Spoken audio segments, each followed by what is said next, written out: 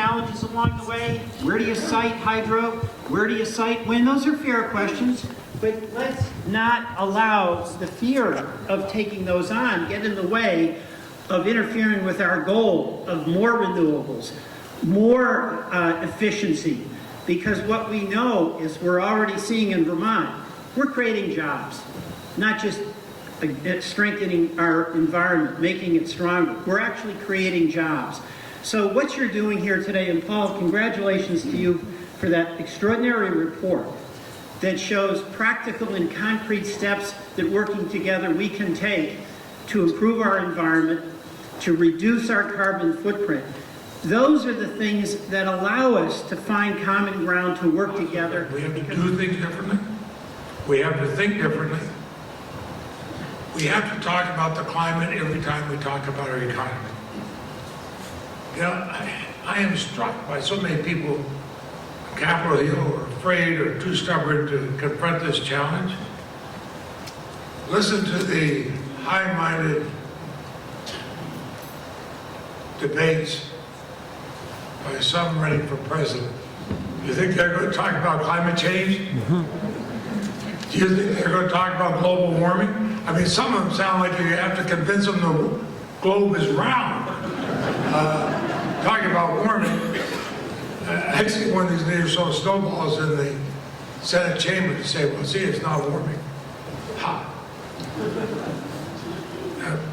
I'm getting off the subject here a little bit, but you know, we can make a change here. People respect Vermont values. They respect the fact that we're leaders on so many things. Because if we don't, the next generation is going to ask everyone, where were you when our generation was coming along? Where were you? I think we can answer it pretty well. You know, productive brainstorming, someone says, it should be like sitting on a pin. It should make you jump up and do something. Well, as we say Shakespearean English, by Jesus and Crow, we're Vermonters. We know how to do this. So I think the brainstorming is important. Tom Berry and Diane Derby are here from my office. They'll be reporting back to me what you have. Give me the ammunition. Give me the things I can brag about. And trust me, I will brag. There is some advantage to being the most senior member of the Senate. They have to listen to me. So thank you all very, very much.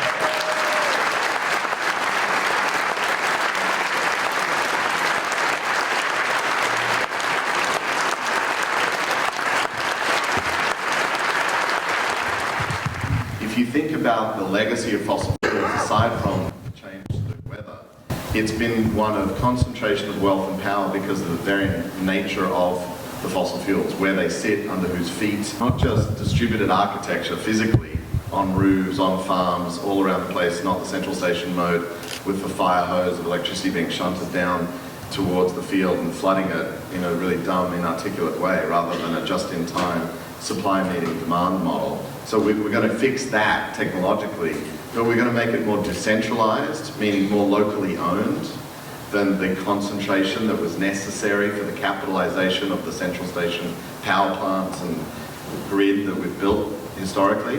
And potentially we might even make a more decentrally owned grid and power system more democratically controlled. And you know, coming from the state of Bernie, I hope you all feel that and think that that's a good prospect.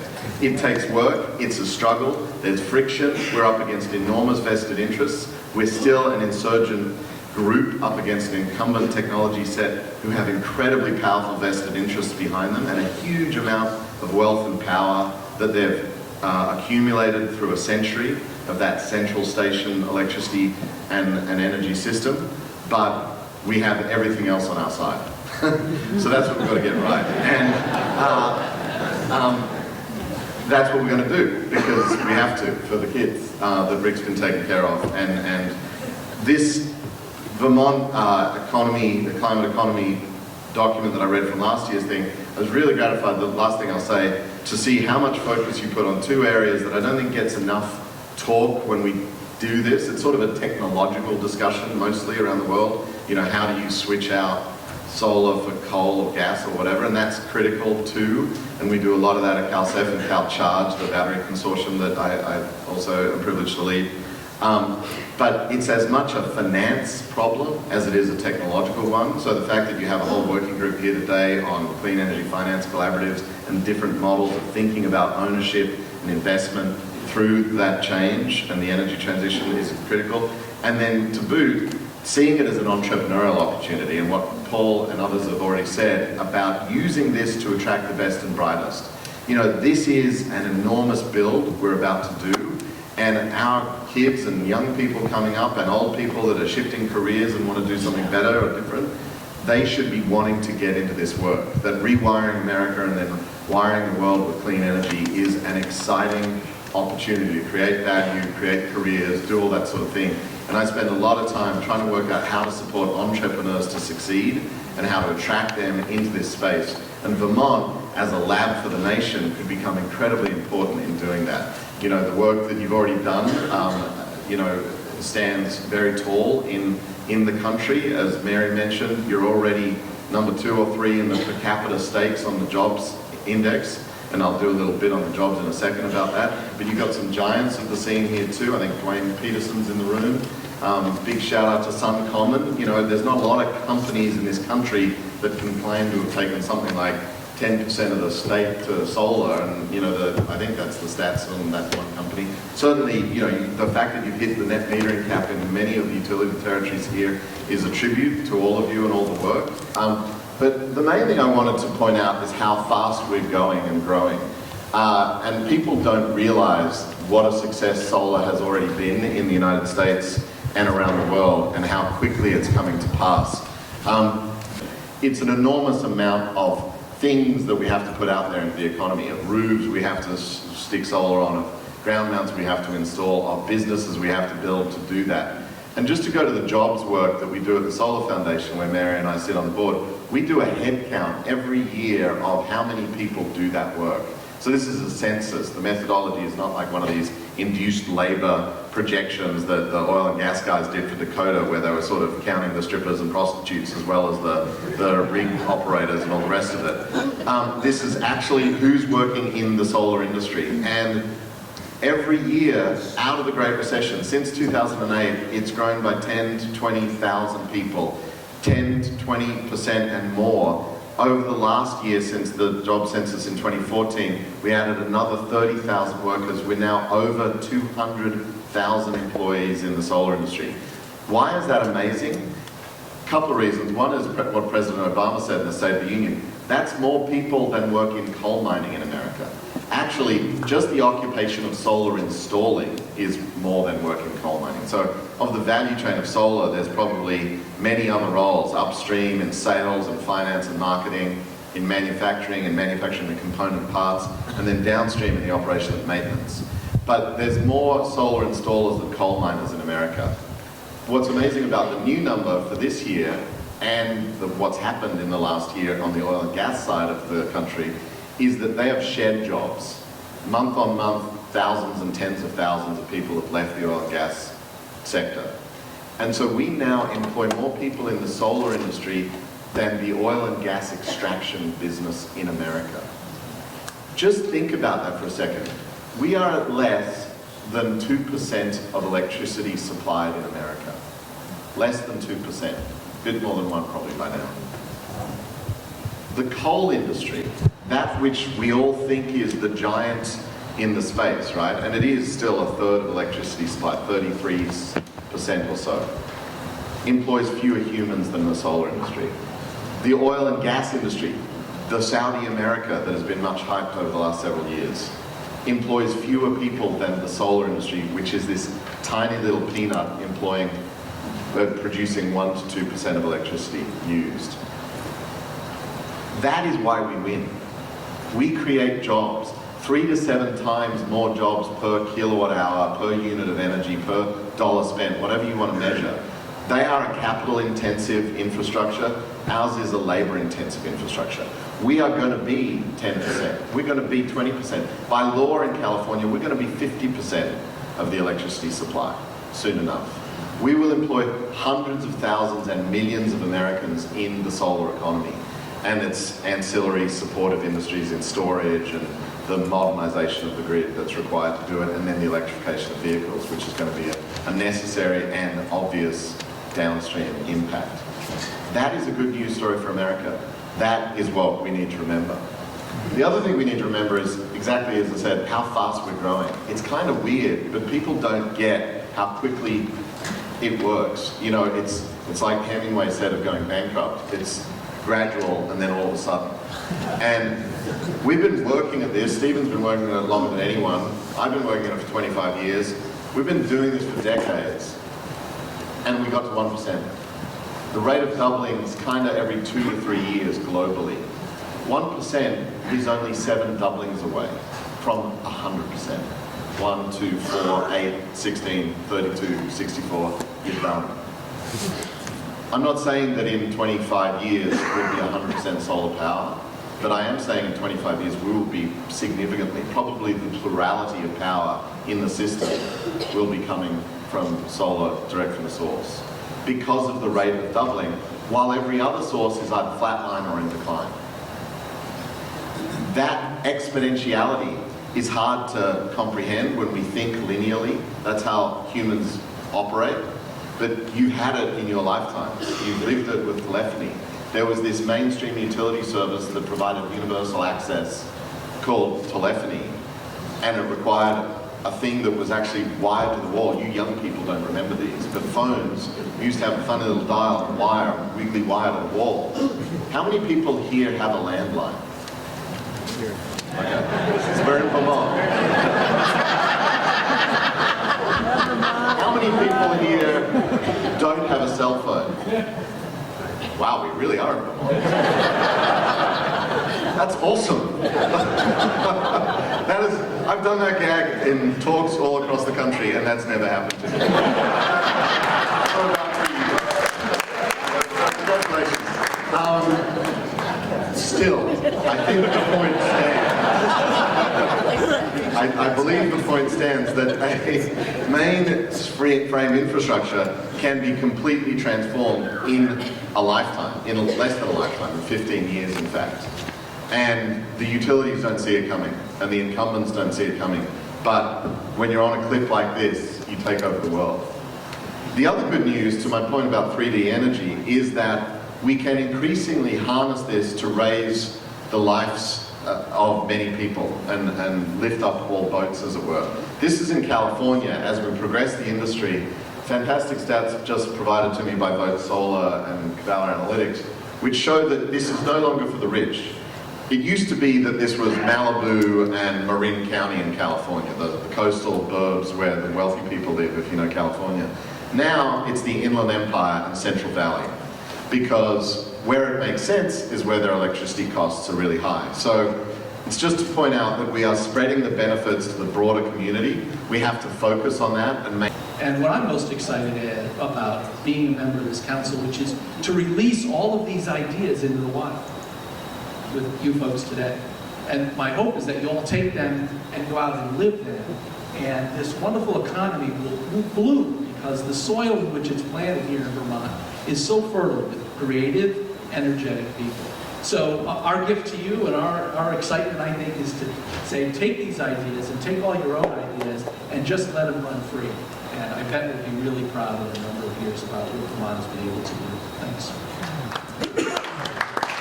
One of the potential solutions we came up with was the Model Community Program, and that was the most exciting to me because it allows a few different communities in Vermont to figure out what's going to work best, use the resources of everyone who's here and all the great organizations in Vermont that want to come together to combat climate change and make the economy strong and work best for Vermont, and be able to roll that out to the rest of Vermont beyond those 3 communities, as well as serve as a model for the U.S. and other parts of the world where it might be applicable.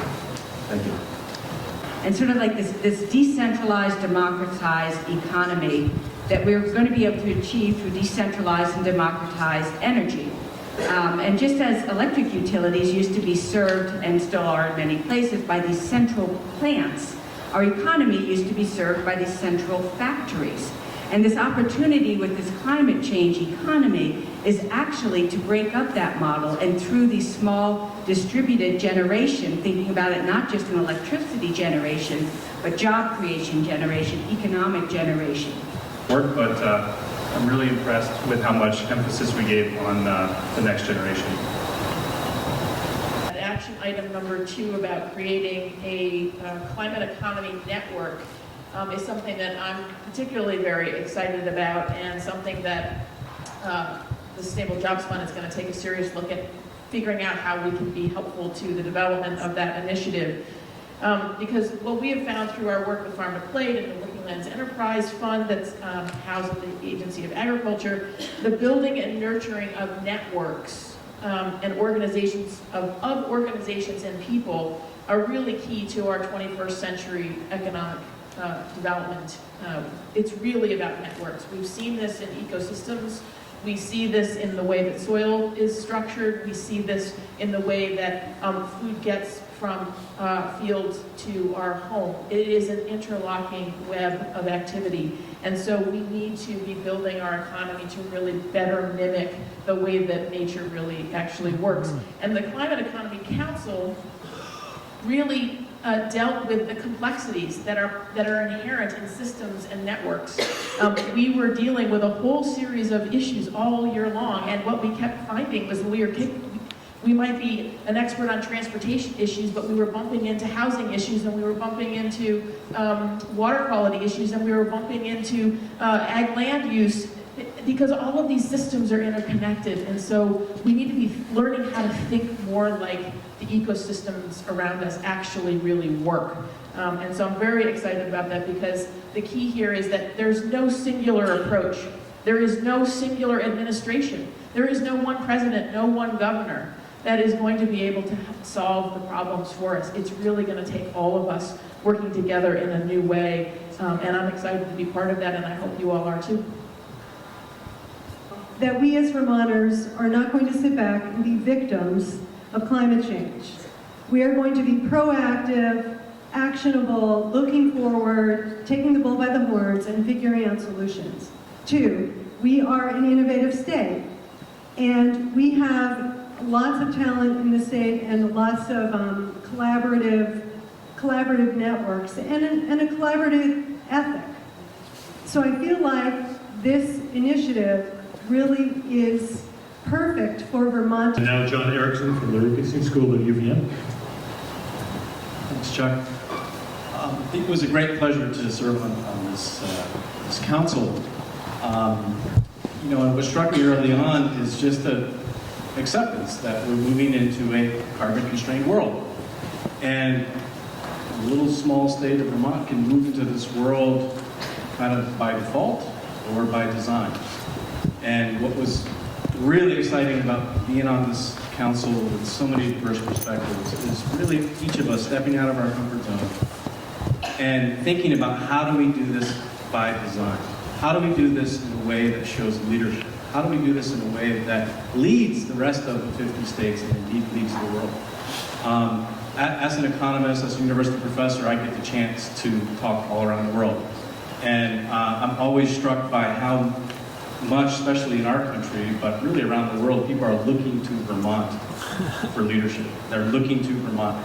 I think sometimes it's a little bit unfounded, this hope in Vermont, but it's encouraging. And being on this council led me to believe that we can do this through bold new public-private partnerships, through really rethinking our regulations and aligning our regulations with the future and not the past.